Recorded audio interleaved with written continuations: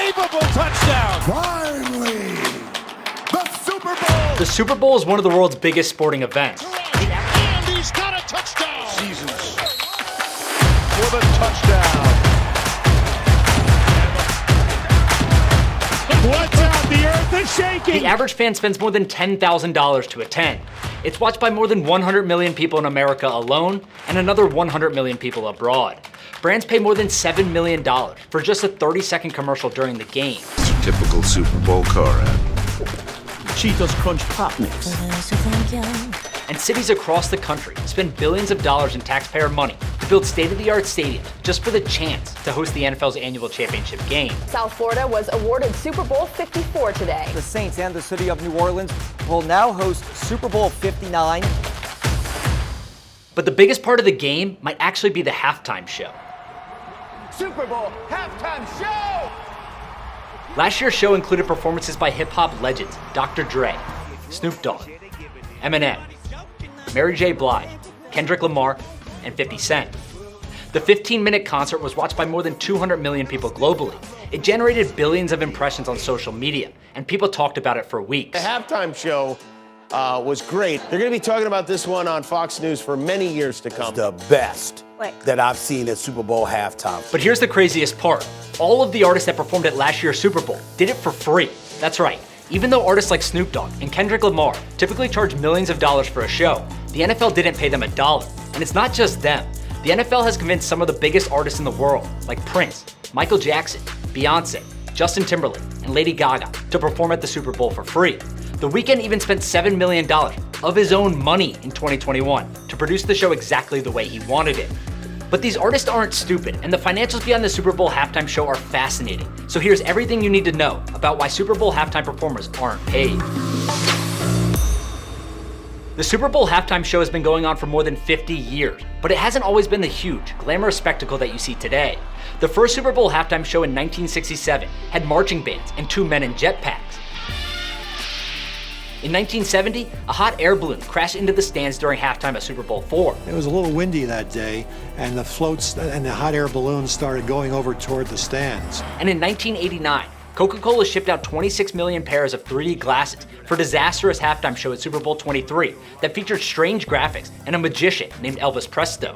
But while the Super Bowl was becoming more popular each and every year, the halftime show was quickly becoming a joke amongst fans. So the NFL set out to change this in the 1990s. They convinced New Kids on the Block to perform in 1991. Gloria Estefan performed in 1992, and fans rushed the field during Michael Jackson's performance in 1993. This new era completely changed the perception amongst fans, and more importantly, it convinced the world's top artists that the Super Bowl was a valuable marketing platform. The NFL has since been able to convince headlining artists like Paul McCartney, Madonna, Beyonce, Bruce Springsteen, Shakira, and Jennifer Lopez to perform during the Super Bowl halftime show. But as I said before, the NFL doesn't actually pay any of these artists. Here's how it works. The NFL signs a sponsorship deal with a company like Apple, which recently agreed to pay $50 million per year to be the new sponsor of the halftime show. Apple Music will be the new sponsor of the Super Bowl halftime show. The NFL will keep about $35 million of that deal and use the remaining $15 million to cover production costs for the show. This includes about 3,000 part-time workers, and it covers everything from production crews and set design to dancers and security. And some artists take it even further. Take The Weeknd, for example. He didn't think that the NFL's $13 million production budget in 2021 was enough, so he spent $7 million of his own money to create the show he envisioned. The show ended up costing about $20 million in total, and the NFL didn't pay him a dime. But the reality is that these performers are happy to do it for exposure. Think about it this way. Brands will spend more than $7 million for 30-second commercials during this year's Super Bowl. But this year's halftime performer, Rihanna will be the Super Bowl 57 halftime performer. Will get a 15-minute commercial for free. And it comes with much more media attention and billions of impressions on social media. That's objectively a great deal, and the numbers back it up. For example, Lady Gaga's album Joanne went from number 66 on the charts to number 2 immediately after Super Bowl 51. Justin Timberlake saw a 534% increase in music sales after he performed at Super Bowl 52. Travis Scott's performance fee doubled from $500,000 to $1 million immediately after Super Bowl 53. And Jennifer Lopez and Shakira gained over 3 million followers on social media after Super Bowl 54.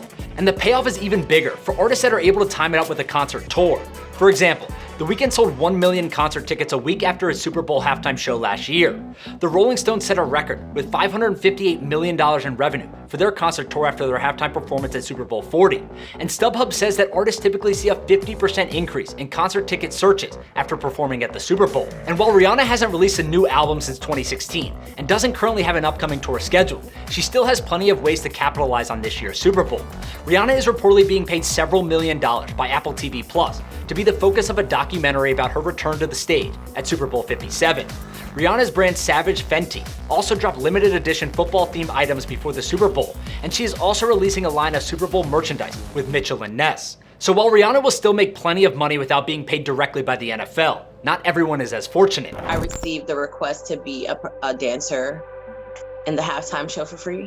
The NFL has come under fire recently for attempting to hire professional dancers as volunteers.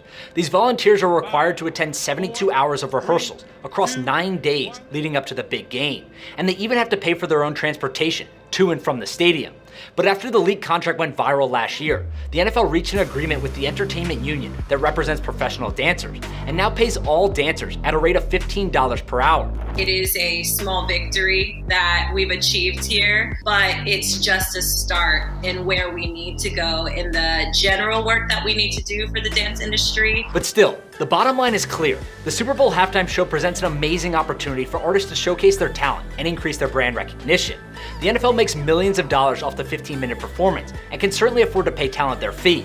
But given the promise of 100 million plus viewers and billions of impressions on social media, there is no shortage of names that are willing to do it for free.